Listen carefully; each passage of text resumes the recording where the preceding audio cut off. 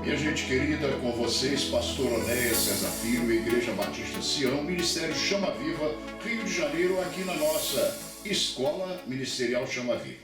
Continuamos trazendo o curso do Apocalipse, versículo por versículo, aprendendo a palavra de Deus para esses dias tão importantes. Nós vimos no início do nosso estudo, as coisas que são. Vimos que o livro do Apocalipse se divide em 3 partes. Primeiro, as coisas que você viu, foi o que o Senhor disse a João, a visão de Jesus glorificado. Segundo, as coisas que são aquelas 7 igrejas da Ásia ao tempo de João, a quem ele endereçou a carta da revelação, a carta do Apocalipse. E, em terceiro lugar, as coisas do futuro, as coisas que em breve devem acontecer. Nós já terminamos de ver as igrejas, as 7 igrejas da Ásia, e agora, hoje, nós vamos começar a ver as coisas que em breve devem acontecer, as coisas do futuro. Mas, escute bem isso, um futuro que já está à porta, já está bem próximo de nós. E nós vamos hoje ao capítulo 4 do Apocalipse, sobre a visão do trono. Nós vamos agora com João no nosso coração, em cada coração. Vamos subir à presença de Deus, à sala do trono, para entender a revelação no capítulo 4. Vamos lá? Aqui está, capítulo 4, a visão do trono. Agora veja, nós nos transportamos em nosso estudo, da terra para o céu, junto com João, se eu posso dizer assim. Então vamos lá. Introdução. Nas cartas às 7 igrejas da Ásia, capítulos 2 e 3, vimos o Senhor Jesus Cristo entre os castiçais aqui na terra, as igrejas, Agora, no capítulo 4, veremos o Senhor Jesus Cristo no meio da igreja no céu, a igreja arrebatada. Portanto, neste capítulo, a visão apocalíptica nos transporta da terra ao céu. Que coisa maravilhosa vai ser esta aula. Graças a Deus por isso, Mas olha, atenção, não esquecer. O livro do Apocalipse se divide em 3 partes principais. Primeira parte, as coisas que viste. Falei ainda há pouco para você, repetir é importante, é didático. No capítulo 1, João viu o Senhor Jesus glorificado no meio dos 7 castiçais de ouro, as igrejas, Segunda parte, que nós já vimos também, as coisas que são. Nos capítulos 2 e 3, João recebeu do Senhor a mensagem às 7 igrejas. Elas receberiam o livro que foi endereçado a elas. O livro do Apocalipse, a revelação recebida por João. E a terceira parte é a que nós vamos ver a partir de agora. As coisas que em breve devem acontecer. A partir do capítulo 4, João vê as coisas que viriam no futuro. E como eu tenho dito a vocês, essas coisas já estão bastante próximas de nós. Vamos lá então, vamos continuando o nosso estudo sem demora. A nossa expressão que eu gostaria que você guardasse sempre isto. A Bíblia explica a Bíblia. Podemos entender o Apocalipse em grande parte, veja bem, pelo Velho Testamento. Afinal de contas, a palavra de Deus é uma só, O que João viu no céu é o cumprimento final da promessa feita através do tabernáculo de Moisés no deserto. Nós veremos a relação que existe entre o tabernáculo, aquela dispensação de Deus ao tempo de Moisés, e o Apocalipse. Vejamos. Vamos lá. Moisés viu o tabernáculo, o seu modelo, quando esteve no monte, na presença de Deus. Isso está em Êxodo 24, 15 a 18 e Êxodo 25, 8 e 9. Ele, João, viu um tabernáculo terrestre. Veja bem, João viu um tabernáculo terrestre, transitório, quer dizer, temporal, que embora fosse planejado por Deus, seria feito por mãos de homens. O Senhor constituiu, encheu do seu espírito 2 homens de Israel, Bezaleel e Aholiabe, e eles foram comissionados para a tarefa de construir um tabernáculo nas suas obras de bordadura, de madeira, de peles de animais e tudo mais. E eles fizeram então o tabernáculo, mas foi um tabernáculo terrestre. Mas João, veja bem agora, João viu um tabernáculo espiritual, não feito por mãos humanas, Hebreus 9, 11 e 24. O tabernáculo terrestre era a figura do espiritual ou celestial. Então nós vamos agora estudar, né, a visão de João, o seu arrebatamento ao céu para ver o tabernáculo celestial. Amém. Este capítulo mostra a igreja arrebatada no céu, diante do trono. Nós vamos ver a igreja arrebatada, coisa maravilhosa.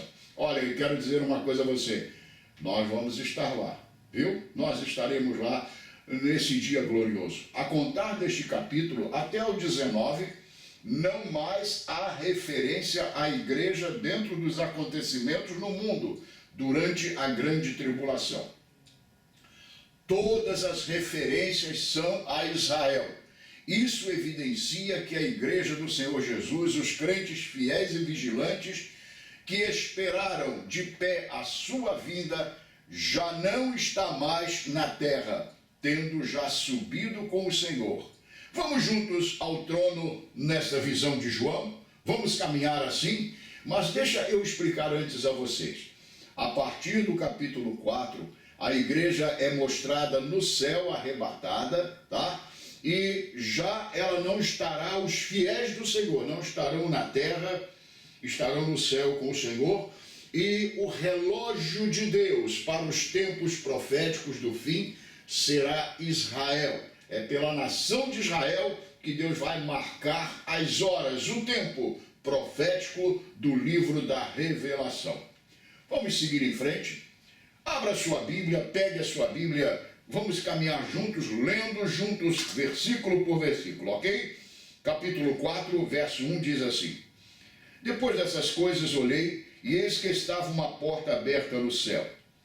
E a primeira voz, que como de trombeta ouvira falar comigo, disse: Sobe aqui e mostrar-te-ei as coisas que depois destas devem acontecer. Aí está. Eu destaquei uma porta no céu. Sinceramente, creio que não podia ser outra expressão inicial da visão celestial. Uma porta aberta, símbolo da graça divina pela qual todos nós entraremos na presença do Senhor, na sala do trono. Que coisa maravilhosa! Tudo começa e tudo se consumará em Jesus Cristo, o Alfa e o Ômega, o princípio e o fim, mas também a porta. Ele disse: eu sou a porta, quem entrar por mim salvar-se-á.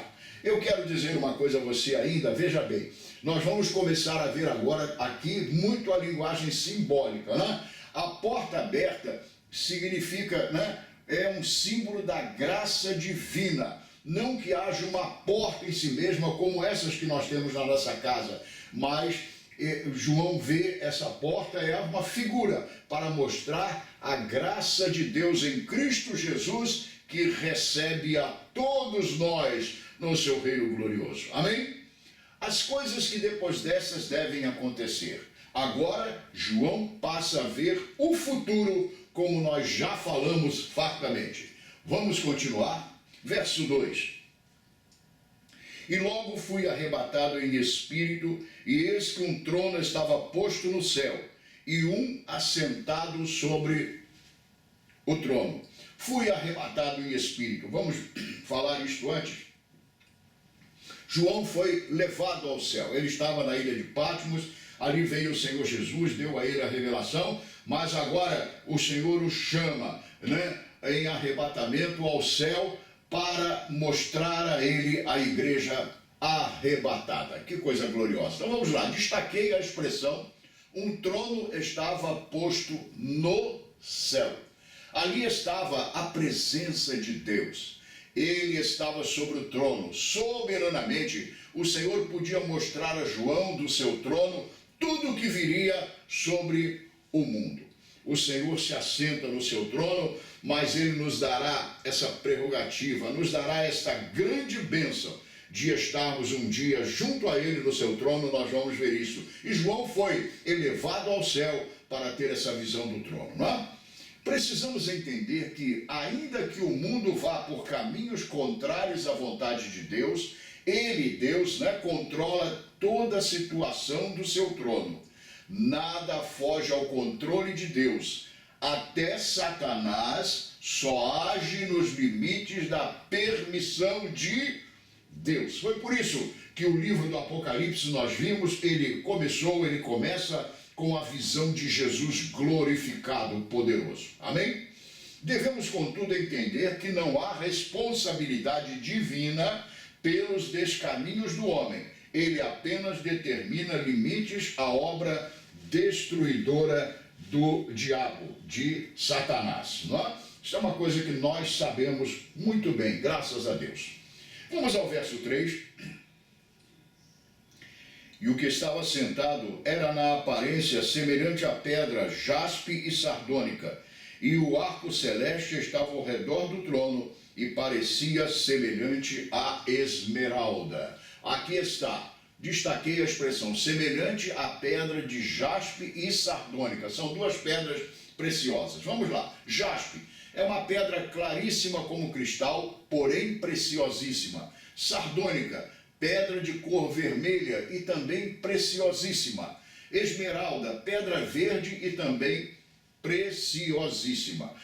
Vamos ver uma coisa aqui importante. Aqui começa também a linguagem figurada, não é? Nós vamos ver aqui embaixo. Veja bem, jaspe e sardônica estão aqui como figuras, como símbolos, né, da visão de João, do rosto, da face de Deus. Nós vamos ver essa questão do rosto, da face de Deus. Vamos lá. Diz a palavra, a Bíblia diz, que ninguém jamais viu Deus, o Pai. Naturalmente, João não vê o rosto de Deus literalmente, mas o brilho da sua glória, representado por essas duas pedras, jaspe e sardônica. Esses são símbolos que expressam por sua beleza e preciosidade a glória e o resplendor do Todo-Poderoso. A Bíblia de fato diz que ninguém jamais viu a Deus o Pai. Um dia nós veremos, mas agora João, na sua condição ainda de homem arrebatado ao céu, o Senhor não mostra literalmente o seu rosto a João, mas ele mostra, veja o que seria o seu rosto, ele usa as figuras, veja, de duas pedras reluzentes, preciosíssimas, lindas, maravilhosas. Eu quero dizer a você o seguinte, nós agora vamos começar a ver na visão do trono uma linguagem figurada, não são coisas literais. Vai guardando isso porque nós vamos chegar a coisas muito importantes, não é? Então, o rosto do Senhor é tipificado, figurado, simbolizado por essas duas pedras. Aí está. Vamos continuar. O arco celeste, não é? Esta é outra figura trazida do Velho Testamento. É um símbolo da aliança de Deus com o homem através de Noé. A Bíblia diz, justificados, pois, por meio da fé, temos paz com Deus por meio de nosso Senhor e Salvador Jesus Cristo. Romanos 5:1. Ali, junto ao trono, está o símbolo da paz entre Deus e nós, seus filhos. O arco celeste, não é? É a paz eterna, fruto da aliança eterna. Aleluia. Eu quero dizer que também aqui o arco celeste na verdade, não é aquele arco celeste físico que nós temos hoje, que aparece após os temporais, as chuvas fortes, mas a figura dele é usada para mostrar a paz perfeita, um novo começo, um novo tempo após as lutas desse mundo, dessa vida, da existência humana aqui. Agora os remidos de Deus estão diante do Senhor para um novo começo, eu diria um começo de um tempo eterno. Amém? Assim como o arco celeste ou arco-íris mostrava o fim de um juízo ao tempo de Noé, aqui o arco celeste está presente junto ao trono para mostrar o fim das tribulações para os salvos e o início de um tempo de paz duradoura. Tudo isso é uma linguagem figurada, que Deus usa figuras, agora o arco celeste, para mostrar a paz que existe e a aliança que existe com o homem, em que cessaram os temporais da vida nesta terra e agora um tempo eterno com Deus. Vamos lá, vamos ao verso 4. E ao redor do trono havia 24 tronos, e vi assentados sobre os tronos 24 anciãos vestidos de vestidos brancos, e tinham sobre as suas cabeças coroas de ouro. Ao redor do trono, 24 tronos, veja, 24 tronos, e neles 24 anciãos. No Apocalipse, números muitas vezes representam ideias. Nós falamos isso no início do nosso estudo. São, na sua maioria, simbólicos. Vejamos. Vamos lá. Número 12 é o número de Deus, né, da obra perfeita de Deus para o seu povo. Número 12 é o número de Deus para o seu povo. Nós vimos isto. 24 é igual o quê? A 2 vezes 12. 2 grupos de 12. Então aqui nós estamos vendo no 24, esses 24 anciãos são 2 grupos de 12 anciãos cada um. Sendo o 12 o número de Deus para o seu povo, vemos aqui uma figura da igreja arrebatada, a multidão dos remidos de Deus. A igreja, na verdade, é composta de crentes do Velho Testamento e do Novo Testamento, todos justificados no sangue do Cordeiro. Vamos explicar isto? Escuta, Jesus é Deus. O ladrão na cruz disse ao companheiro: tu não temes a Deus estando na mesma condenação?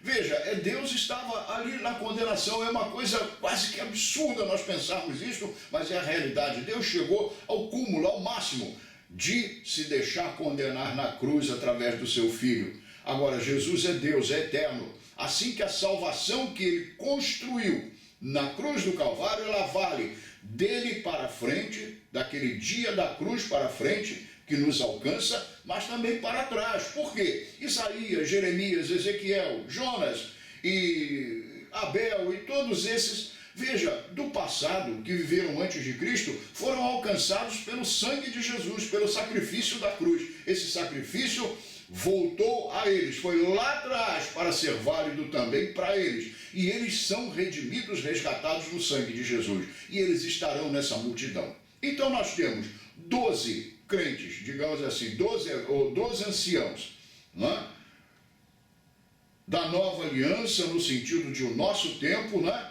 e 12 anciãos do tempo de antes de Cristo. São os 24 que formam a multidão dos remidos. Você entendeu isto?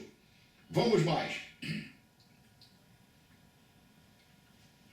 Havia em redor do trono 24 anciãos. Esta é a palavra exata para expressar a condição dos remidos, a condição de imensa honra, jamais concedida a alguém em todos os tempos.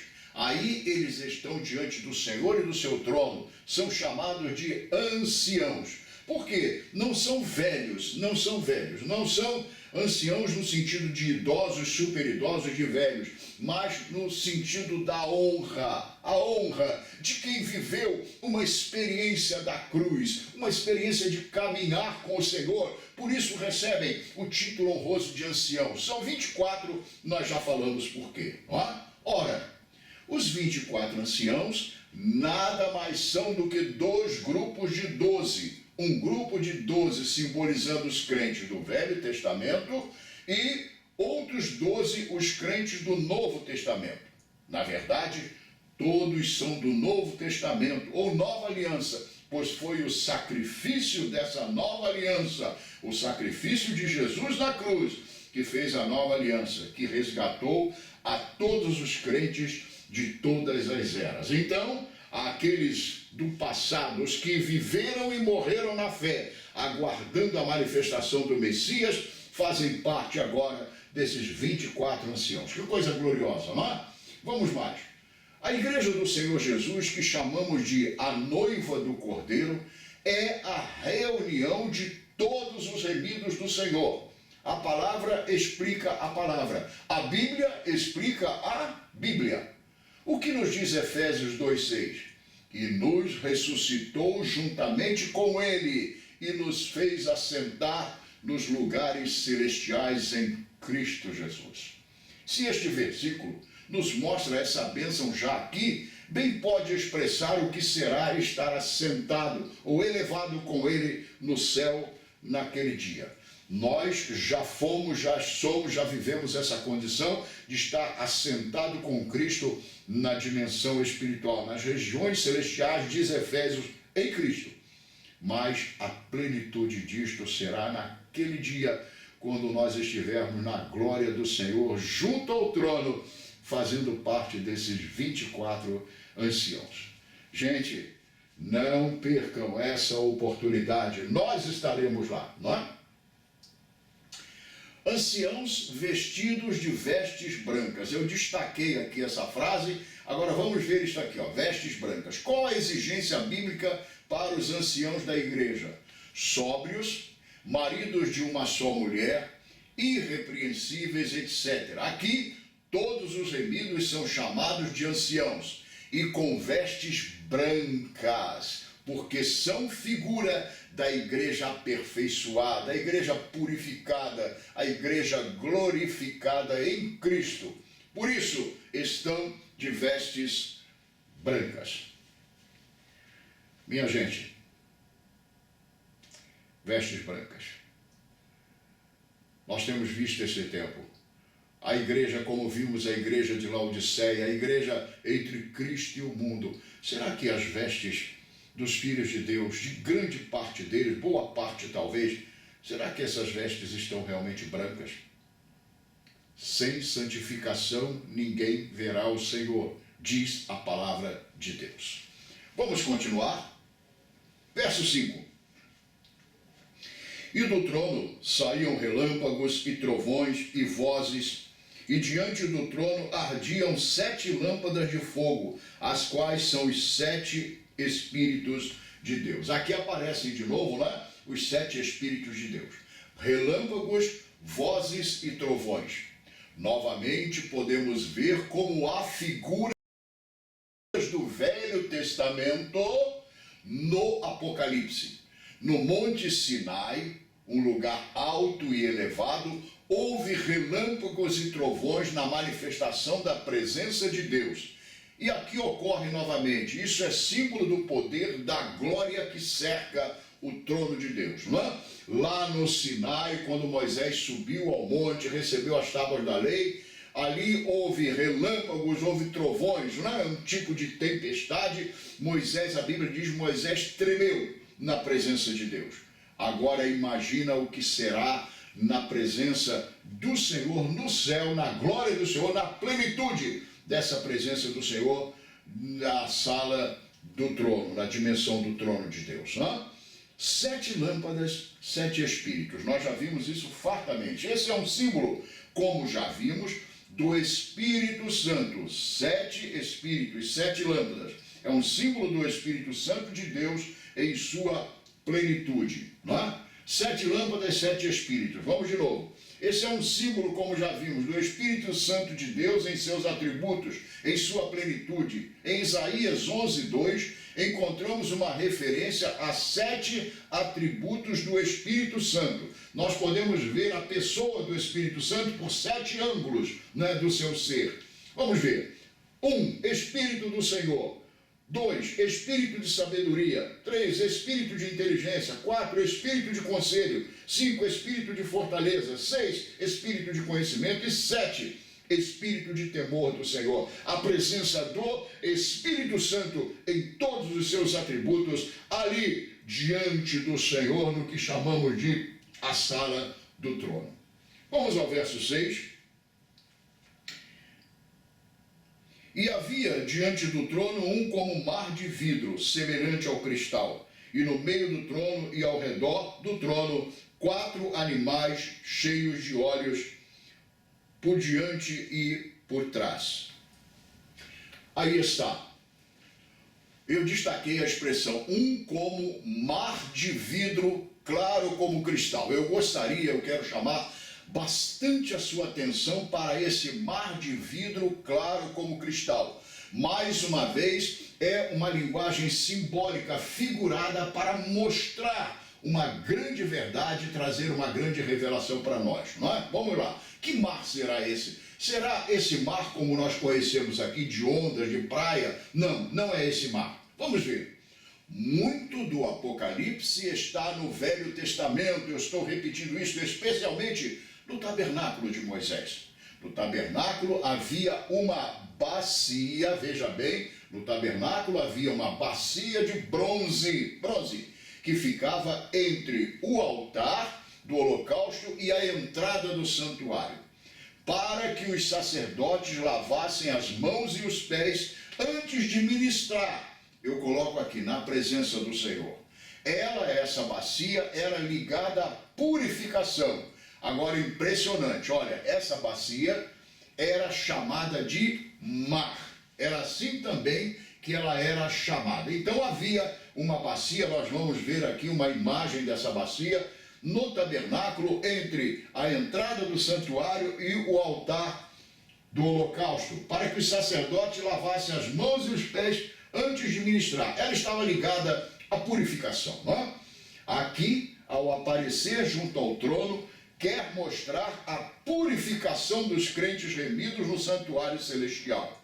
Claro como cristal, isto mostra uma purificação plena, perfeita. E nós vamos ver já já uma figura ilustrativa dessa bacia no tabernáculo. Agora veja, é mais uma figura de linguagem, é mais uma linguagem simbólica para mostrar que os filhos de Deus que estiverem diante do Senhor já estarão plenamente purificados. Vamos passar então, vamos ver. Aqui está uma imagem, olha que imagem bonita, né? Está aqui a pia, que também era chamada de mar, de bronze, e um sacerdote lavando as mãos, também lavava os pés. É interessante, mãos e pés. Pés significa decisão, né? Nossos pés, nós somos levados através dos nossos pés por caminhos, tomamos decisão de que caminhos tomar. E as mãos estão ligadas a trabalho, a ministração. O sacerdote ministrava com as mãos e ele adentrava com os seus pés o santuário do Senhor para ministrar as coisas santas, os 12 sacrifícios.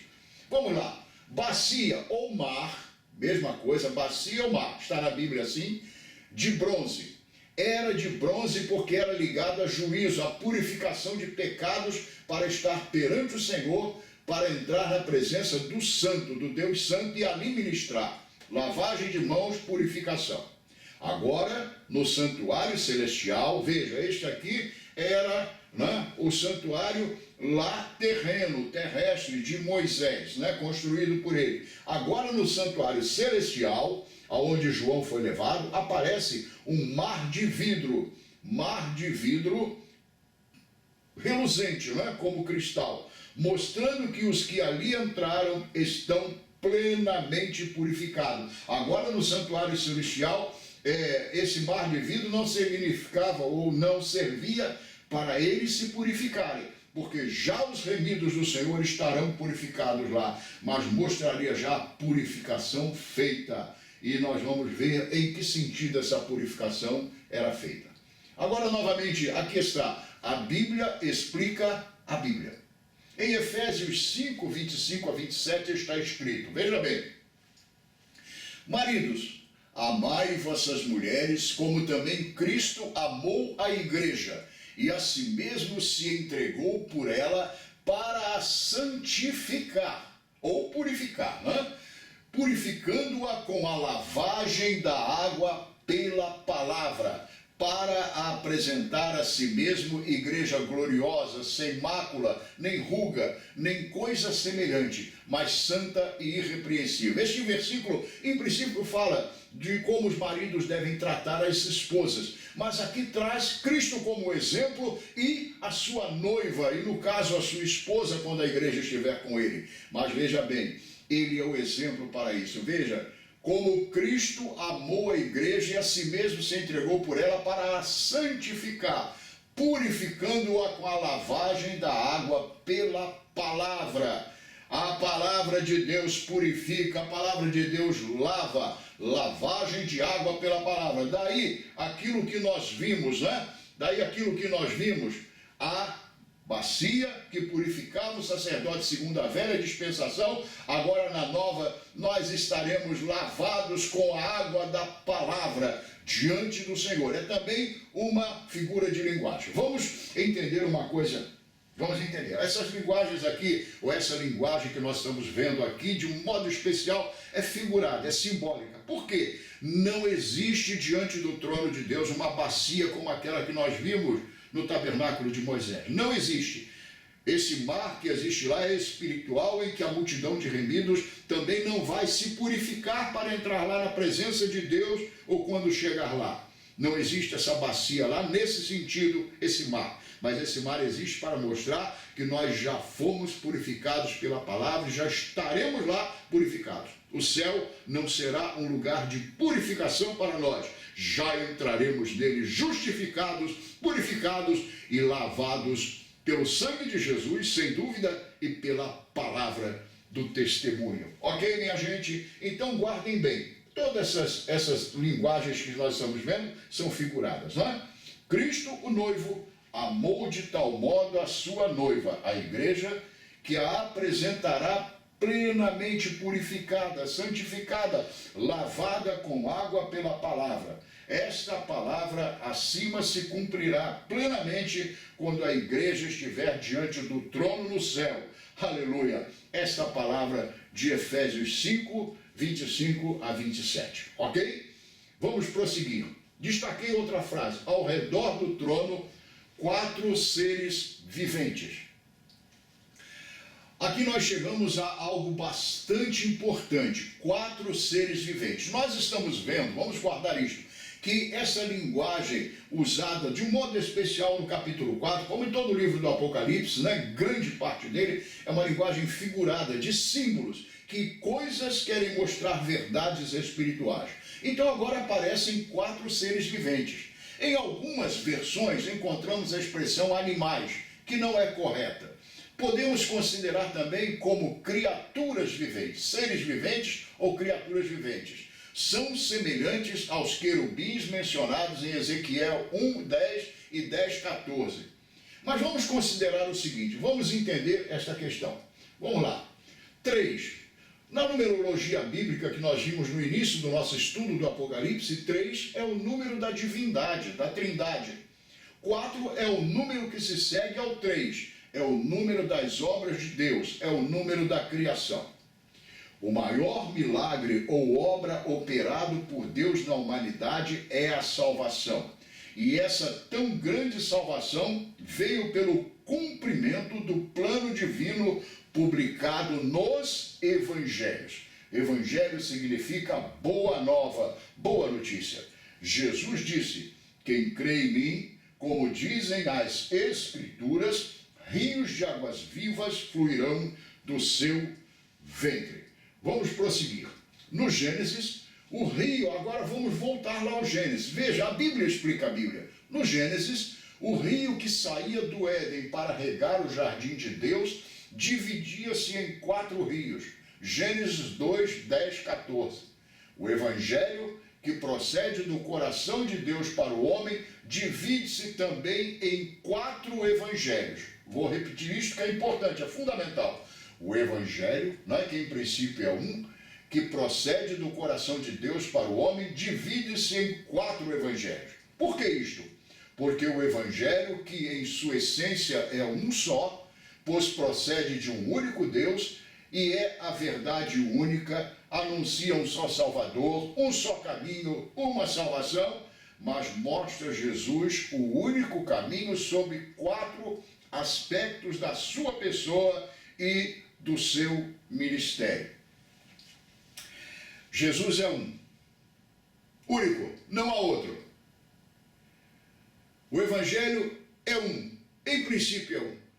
Mas veja, o Evangelho se divide em 4, como esse rio que saía do Éden se dividia em 4 rios. Eu tenho dito que o Gênesis é todo redenção.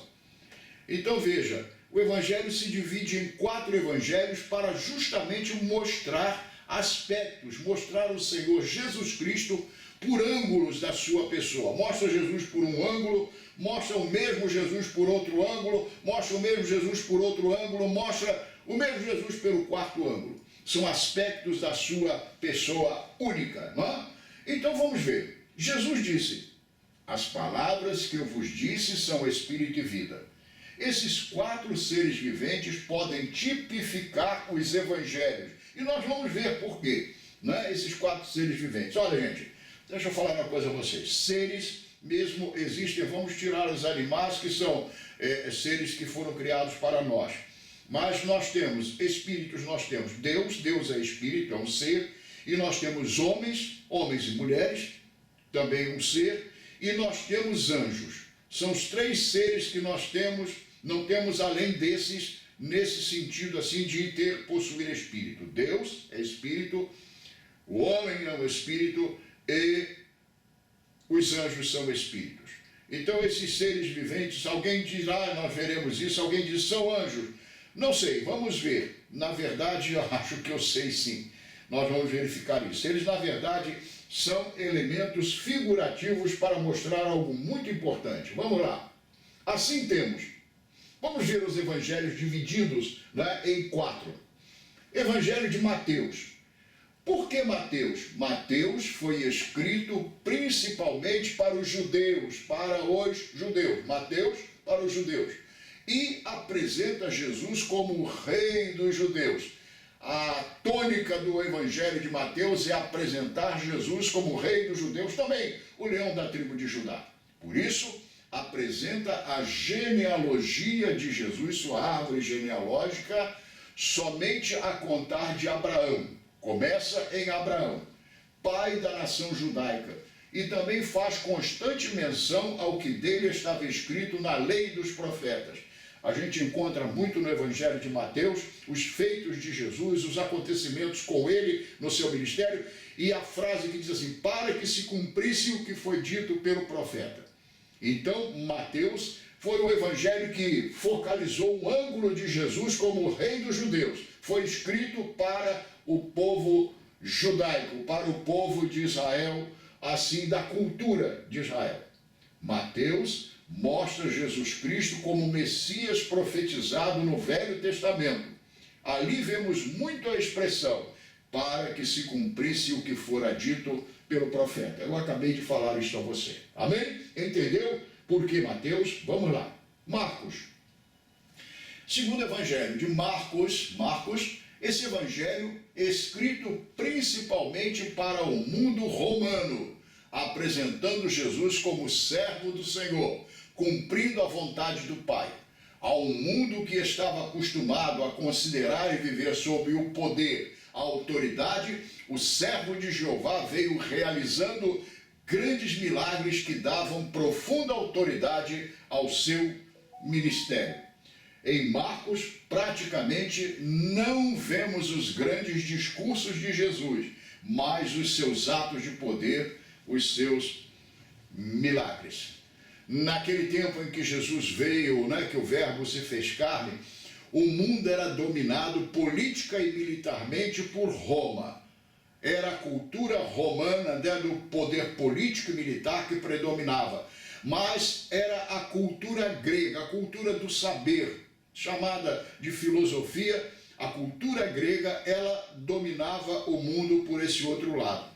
Então Marcos veio justamente para mostrar os feitos de Jesus num mundo de poder, o poder romano, os milagres de Jesus, e fala pouco dos seus discursos, como por exemplo Mateus e como Lucas. Não é? Então Marcos está aí, nós já passamos por ele. Vamos lá, Lucas, terceiro evangelho, o evangelho de Lucas. Se o poder e a autoridade recebiam grande influência de Roma, acabamos de ver, a cultura era tremendamente influenciada pelos gregos. Assim, Lucas foi escrito aos povos de cultura grega, apresentando Jesus como filho do homem. Essa expressão aqui é muito comum em Lucas, o Deus homem.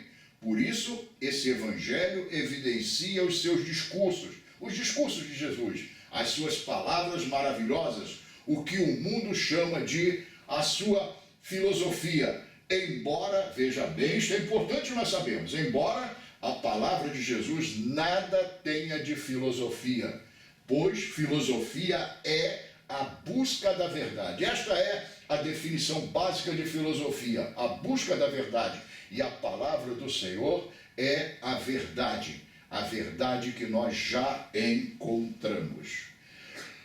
Lucas apresenta Jesus para todos os povos, os gentios. Por isso mostra a sua genealogia desde Adão, ao contrário de Mateus. Em Mateus, a gente encontra a árvore genealógica de Jesus, né? A contar de Abraão. Já em Lucas, não. Começa de José, mas eu quero dizer uma coisa a você. Maria também era da linhagem davídica, da linhagem de Davi, a linhagem real, viu? Começa de José e vai retrocedendo até chegar a Adão. Por quê? Porque Lucas foi escrito para o mundo gentios, para a cultura dos outros povos, influenciada pela cultura grega. Chegamos então ao quarto evangelho, o evangelho de João. Foi escrito para mostrar Jesus como verbo de Deus. Esse evangelho veio mostrando aquele que é desde a eternidade passada. Lembra lá no início de João? No princípio era o verbo. E o verbo estava com Deus e o verbo era Deus. Esse princípio é um princípio eterno. Então veja, eternidade passada desde o princípio. João proclama a divindade do Senhor Jesus, o Deus que se fez homem, o verbo que se fez carne e habitou entre nós. Agora nós vamos ao verso 7 para complementar esse pensamento e você vai entender por que pastor Onéas foi chegando, né, trouxe tudo isto para nós mostrarmos os quatro seres viventes. Verso 7 diz assim, especifica os animais. E o primeiro animal, o primeiro ser vivente era semelhante a um leão, o segundo ser vivente semelhante a um bezerro, e tinha um terceiro ser vivente com o rosto de homem, e o quarto ser vivente era semelhante a uma águia voando. Aí veja os seres viventes e os seus aspectos. E nós vamos ver que isso tem a ver com os evangelhos, né? Os quatro evangelhos. Vamos lá. Destaquei semelhante ao leão, semelhante ao bezerro, 3. Tinha o rosto de homem, então semelhante ao homem, semelhante a uma águia voando. Vamos ver isso aqui, que isso é muito lindo, viu, gente? Assim eram os quatro seres viventes. Alguns acham que são querubins, mas eram ou são figuras diante do trono dos quatro evangelhos em seus aspectos peculiares.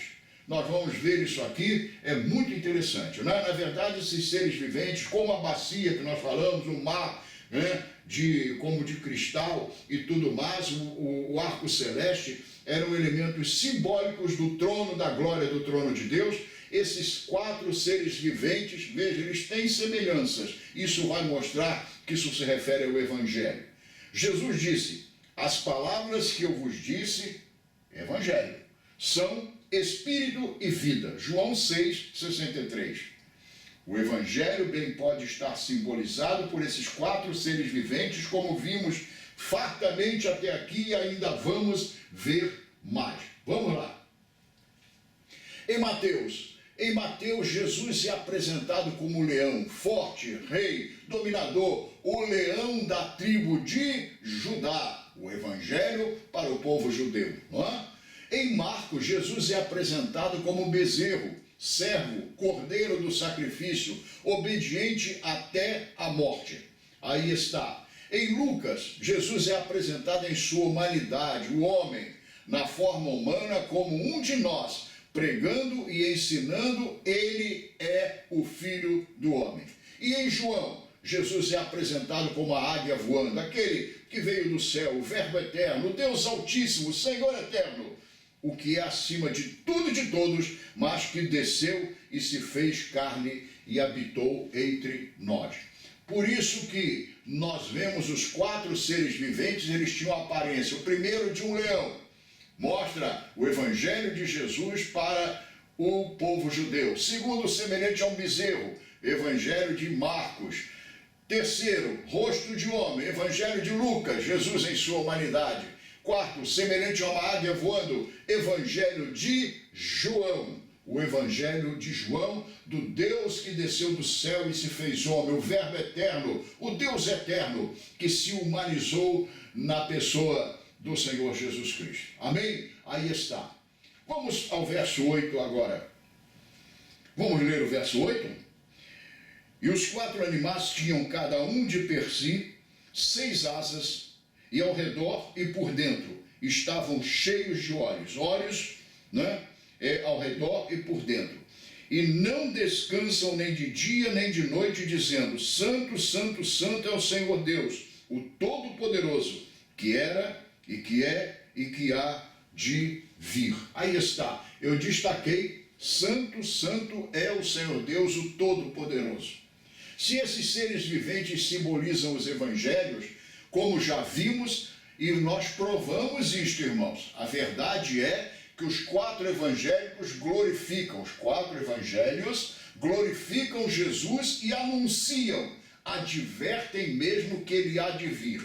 O fato de terem 6 olhos e 6 asas mostra que o evangelho terá sido espalhado, asas, proclamado em toda a terra, a todos os homens, e ele contempla todos os homens. O evangelho, ele como que tem em figura de linguagem olhos, que ele olha para a condição do homem, caído, pecador, perdido, e ele chama, ele conhece este homem, ele vê este homem, e ele chama este homem à graça de Deus, ao encontro de Jesus na cruz, não é? Aí está. Por isso que o evangelho glorifica o Senhor de fato. Santo, Santo, Santo é o Senhor Todo-Poderoso. Os 4 evangelhos glorificando o Senhor. Vamos aos versos 9 e 10. Nós juntamos aqui esses 2 versículos, porque eles tratam do mesmo assunto. Diz assim: E quando os animais davam glória e honra e ações de graças ao que estava sentado sobre o trono, ao que vive para todo sempre, os 24 anciãos prostraram-se diante do que estava sentado sobre o trono e adoraram ao que vive para todo sempre, e lançavam as suas coroas diante do trono, dizendo... Pois bem, nós vamos já ver esse dizendo, não é? Vamos lá. E lançavam as suas coroas diante do trono. Ele é unicamente digno de toda honra e glória. Tudo o que dele recebermos e viermos a receber, levaremos ao seu trono e dedicaremos a ele. A palavra diz, a Bíblia explica a Bíblia, porque dele e por ele e para ele são todas as coisas, inclusive a nossa coroa. Agora aqui está mais uma figura de linguagem, não é? Porque a nossa coroa não é uma coroa literal, digamos assim, mas um símbolo de toda a honra que nós vamos receber. Agora veja, gente, vamos parar e pensar. De pecadores miseráveis. Você imagina aquele que pecou na feitiçaria, aquele que pecou pecados sexuais terríveis, aquele que se dedicou aos espíritos boa parte de sua vida, aquele que cometeu homicídios, tantos pecados cometidos por alguém, e de repente essa pessoa, depois de cometer um desses pecados, ou alguns desses pecados, encontra o Senhor Jesus, é transformada pela cruz. E agora passa dessa condição de um miserável pecador e perdido a um salvo, eternamente salvo, participante disso que nós estamos vendo, que é muito maior que os relâmpagos e trovões de Moisés no monte. É muita honra. É um tipo de coroa. É um tipo de honra que eu mesmo não consigo, eu, pastor Onéas, eu não consigo nominar. E quando nós tivermos tudo isso, participantes dessa glória eterna, nós levaremos isto ao Senhor e diremos, Senhor, é teu, é para o Senhor, te devolvemos em amor. Não uma devolução de rejeição, mas uma devolução, digamos assim, de honra. Eu não tenho mais palavras para dizer. Você pode completar no seu coração, você tem a mente de Cristo. É isto que é a nossa coroa. Diante do Evangelho de salvação, a grande boa nova de salvação para os homens, que levara essa grande multidão a estar ali, os remidos irrompem e se prostram diante do trono e adoram ao que vive, perdão, o Mzinho aqui, ao que vive para todo sempre. Essa atitude de depositar aos pés dele a coroa não é um ato físico, é um ato espiritual. Uma profunda adoração e um profundo louvor por essa salvação tão grande, a posição de honra que ganhamos. Deixa eu falar uma coisa a você. Diferença entre louvor e adoração. Louvor. Nós louvamos a Deus por suas obras, pelo que Ele faz. Adoração. Nós adoramos a Deus pelo que Ele é. A adoração não depende do que Deus faz. A gente adora a pessoa dele, o que Ele é. Louvor, louvamos a Deus pelas coisas que Ele faz, pelos seus feitos. Eu te louvo, Senhor, porque de um modo maravilhoso fui formado, diz a Bíblia. Mas adoração tem a ver com a pessoa de Deus, independentemente de suas obras. Vamos seguir. O que eram agora, tudo era devido a Ele. Lançar suas coroas no sentido de adoração e louvor profundos significa algo como devolver a Ele de um modo super grato o que eram agora, né? O que passam a ser. E nós estaremos nessa condição. Nós vamos, eu e você vamos também depositar nossas coroas num sentido simbólico de que vamos adorá-lo e louvá-lo profundamente, em profunda gratidão. Amém? Verso 11. Porque tu criaste todas as coisas. Vamos ler, né? Verso 11. Digno és, Senhor, de receber a glória, a honra e o poder, porque tu criaste todas as coisas e por tua vontade são e foram criadas. Gente, destaquei a frase, porque tu criaste todas as coisas. Aí está o que eu falei ainda há pouco. Aí está a forma como nós vamos depositar as nossas coroas aos pés dele, depor as nossas coroas. Aqui ele é exaltado como Senhor de toda a criação, e não apenas pela cruz. Por favor, quando eu falo não apenas pela cruz, eu não estou subestimando a cruz, mas agora ele é adorado por toda a criação, toda, e logicamente a nova criação, a do Calvário, né? Ele não apenas criou tudo, mas sustenta o que criou. Então aí está nesse versículo, né? Quando eles adoram, digno és, Senhor, de receber glória, honra e poder, porque tu criaste todas as coisas e por tua vontade foram e são criadas. Aí está, né, a forma de depositar a coroa em louvor e em adoração. Agora, ao fim da nossa aula de hoje, gente de Deus, queridos do Senhor, herdeiros de tudo isso que a gente está vendo, guardem essa frase final. Não troquem esses valores celestiais e eternos pelos valores do mundo. Lembre-se da igreja de Laodiceia, que tentava agradar a dois senhores. Não dá, não tem condição. Deus percebe quando Ele é realmente o Senhor das nossas vidas e quando a gente está tentando dividir Ele com o mundo. Olha a frase que termina a nossa aula de hoje. Nós, eu e você, nós estaremos aí diante do trono. O Senhor fala a Israel lá no Velho Testamento: Israel, eu vou te fazer assim, e porque assim eu vou te fazer, prepara-te, Israel, para te encontrares com teu Deus. Nós estaremos lá. Eu estarei lá. Eu tenho vaga garantida, passaporte garantido, bilhete de passagem garantido, foi adquirido na cruz do Calvário. Gente, é muito grande. É muito grande. Eu quero falar a você, ao fim dessa aula, que na nossa próxima aula, veja bem, nossa próxima aula, na sexta-feira, nós vamos ver o capítulo 5, que aparece agora em sequência aqui, em prosseguimento a essa visão do trono.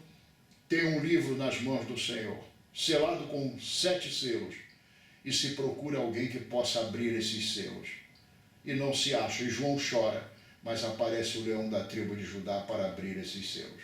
Será um capítulo emocionante. E no capítulo 6, começarão então os grandes dramas mundiais, a grande tribulação. Não perca, vamos continuar. Ficando por aqui, Pastor Onéas, na graça, na paz do Senhor Jesus. Que o Senhor te abençoe com todas essas bênçãos espirituais, nos lugares celestiais, na sala do trono, em Cristo Jesus. Amém? Deus te abençoe.